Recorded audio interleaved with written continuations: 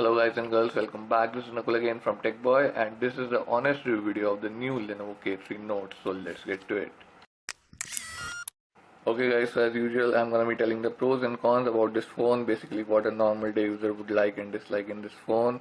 And as usual, first of all I'm gonna be telling the pros about this phone, the good things.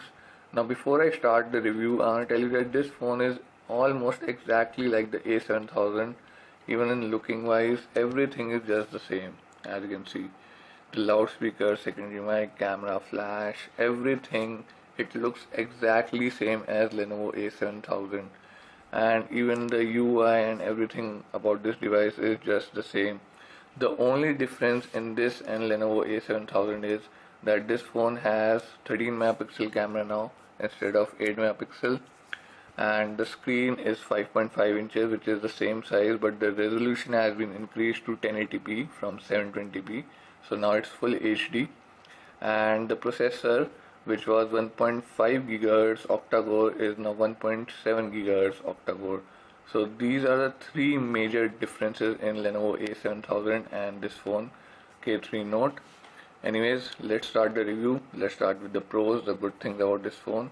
And the first thing that I like about this phone is the performance of the device. Now as you know, this phone has 1.7 GHz octa-core processor. It performs really amazing, guys.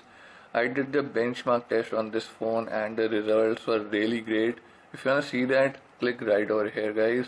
This is the benchmark video of this phone, so you can clearly see over there that how good this phone performs. Plus in general, I want to tell you about that this phone has no lags, no jitteriness, nothing at all. The interface and everything is real smooth. I face no lags or no hangs or anything, so that's pretty great, guys. Now moving on to the second thing that I like about this phone is that now it has full HD screen. It has 5.5 inches of display, as I said earlier, and now it's full HD instead of 720p, so that's pretty good, and that's the second thing that I like about this phone. And now let's talk about the third thing that I like about this phone, which is the notification bar right over here. Now this is pretty useful because it has almost all the shortcuts right over here, so you don't have to jump in the settings again and again. Plus it also has a brightness control right over here. You can select it auto or manual, so that's pretty cool. Plus now it also has a notification log. If I click over here, as you can see, it shows when which notification arrived with the time, so that's pretty cool. Now moving on to the fourth thing that I like about this phone, which is the sound quality in headphones, guys. Now it's really great, and the volume is also pretty loud, almost as loud as OnePlus One and Moto G in headphones. Now this is the third phone which I found which has equal volume to OnePlus One and Moto G, so that's pretty great. Plus the Dolby Atmos equalizer, the sound quality and everything is also pretty good. Let me show you. Now you get two equalizer in this phone.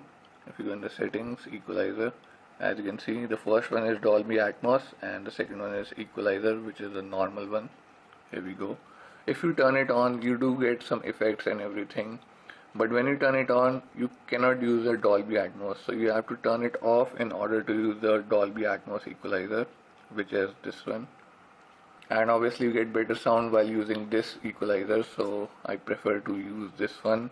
And the sound quality is pretty amazing. You get bass, treble, everything. Plus you have volume leveler, dialogue enhancer and surround virtualizer, so that's pretty cool. You have bunch of options over here from which you can select, as you can see, movie, music, game or custom. So yeah, the sound quality in headphones is really good, up to the mark, I would say. No complaints or anything at all. And now talking about the fifth thing that I like about this phone, which is a secure zone. As you can see, this is the open zone and then you have the secure zone. So basically you have two zones.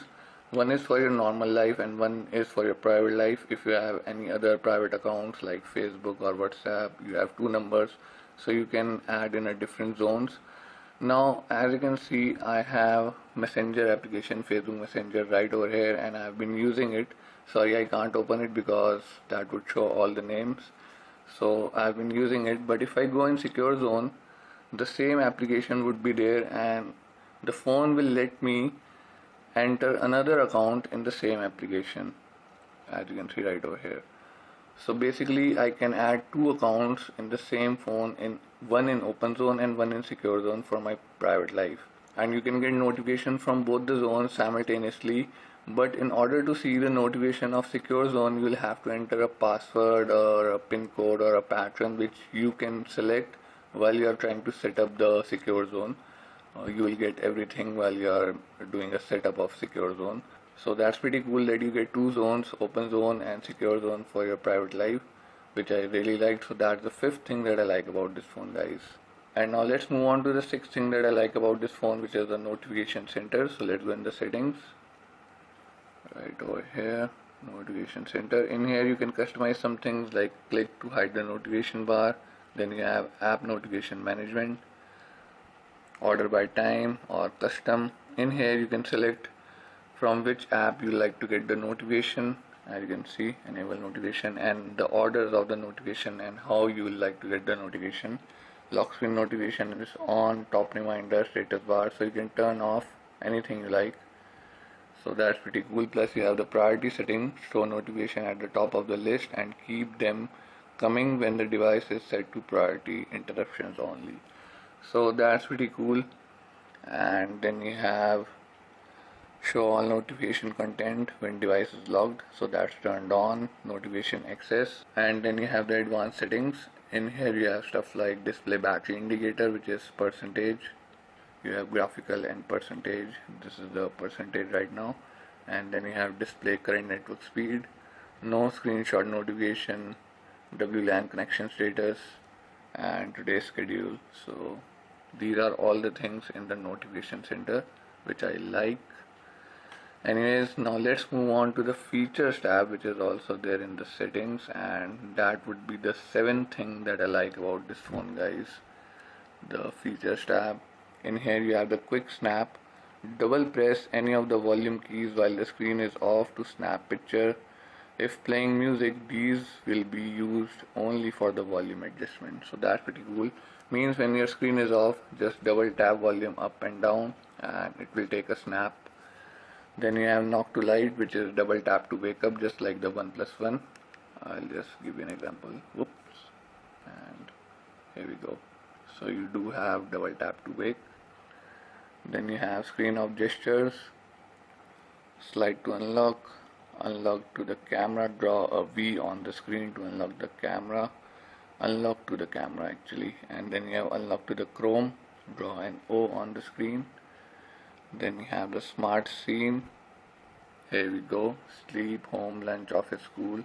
You can customize what profile you need, what would be the volume at that time, and you want your phone on vibration or on full volume, or you want your 3G or Wi-Fi turned on or turned off. So you can customize all that in here, and the phone will do it automatically when that time hits. As you can see, lunch is from 12:30 to 1:30. So if I turn on and do a specific setting, it will automatically turn it on and off. Pretty great thing, I would say. And then you have the white touch, just like the iPhone, the floating bubble. Here we go. So again, a pretty good thing. Let's turn it off for now. So that was the seventh thing, guys, the features tab. Now moving on to the eighth thing that I like about this phone, which is the power manager right over here. In here you have stuff like battery saver, background app management. In here you can select the apps which you don't want them to be auto started by themselves. Means if you kill a app or exit it, it won't auto start by itself unless and until you click on it. So that's pretty cool if you ask me. Plus you also have screen and GPU power saver.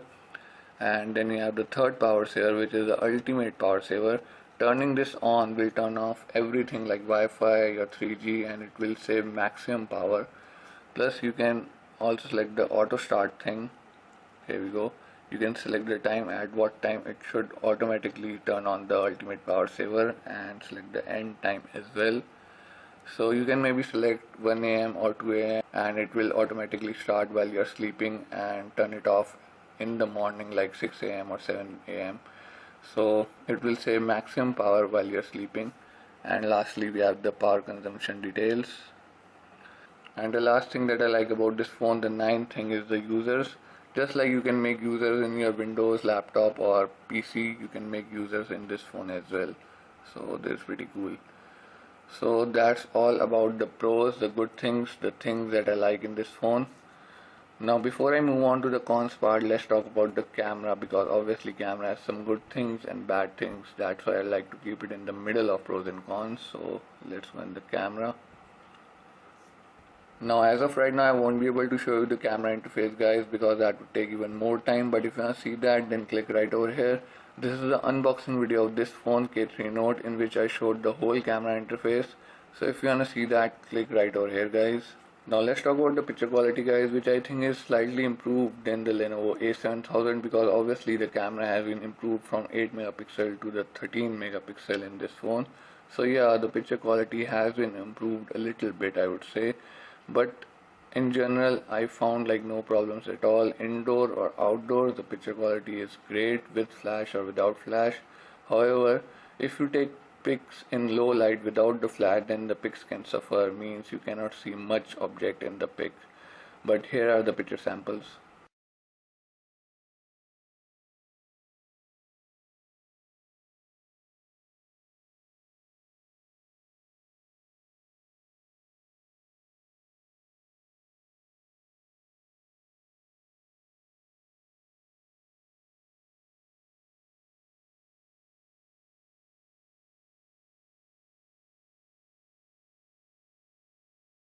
So as you guys just saw the picture samples, you can see that the pics taken outdoors and indoors with flash and without flash are good.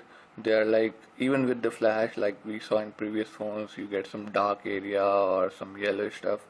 Nothing like that in this phone, so the picture quality is really good. I was pretty satisfied. And now let's talk about the video quality. Video quality is good when you know, record video in the well lighted area or well lighted room, I would say, or outdoors. But as soon as you go in low light area, the video quality starts to suffer.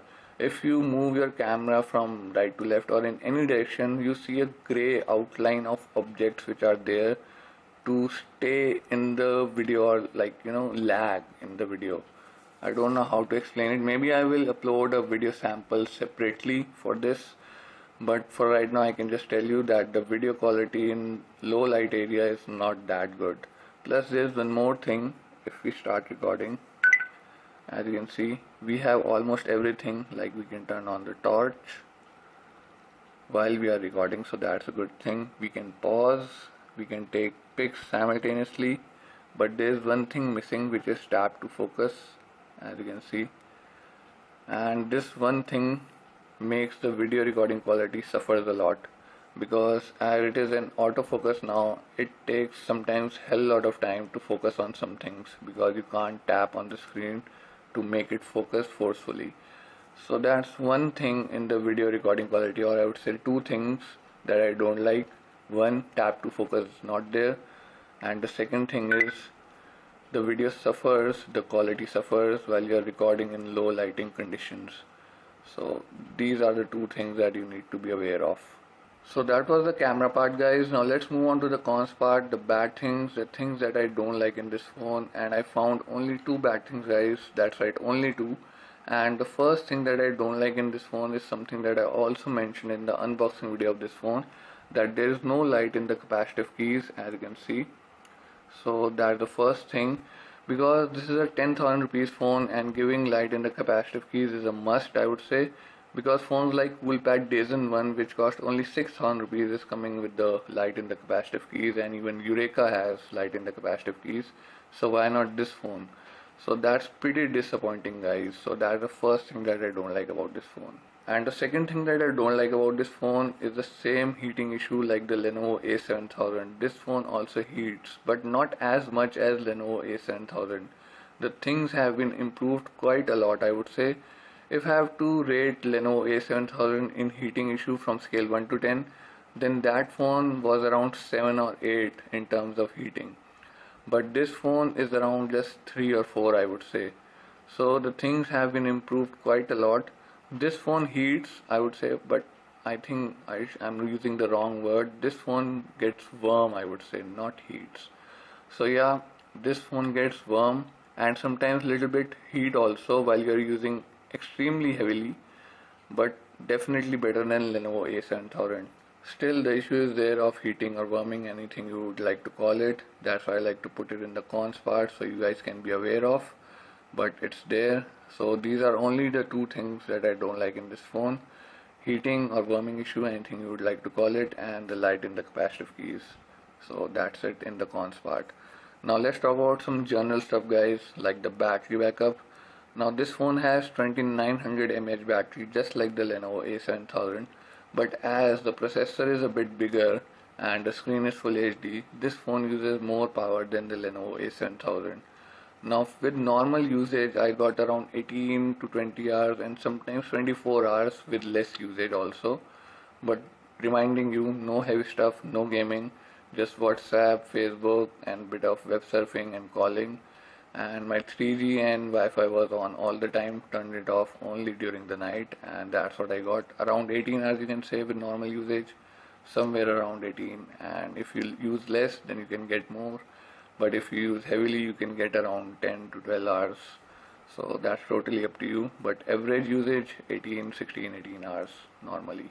Plus rest everything is just as same as the Lenovo A7000, like the call quality. I would rate it around 8 or 8.5 out of 10 in the call quality. And the loudspeaker is also the same as the Lenovo A7000. The volume is okay and the quality is okay, but sometimes it sounds a bit tinny to me, like the quality or the voice is kind of thin. So that's pretty much it for right now, guys. This was the honest video of the new Lenovo K3 Note. If you like my videos, make sure to give them a thumbs up and share with your friends. It will only take a moment, guys, but will help me a lot, so make sure you do that. And if you have any questions, comment, suggestions, put them in the comments down below. I will try my level best to help you out, guys. You can also catch me on my Facebook page to know my current and upcoming activities. You can even ask me questions over there as well. The link of that page will be in the description below, so go and like me there on the Facebook as well. And thank you for watching, guys, and please do subscribe for more upcoming videos. Thank you for watching, and I will see you next time.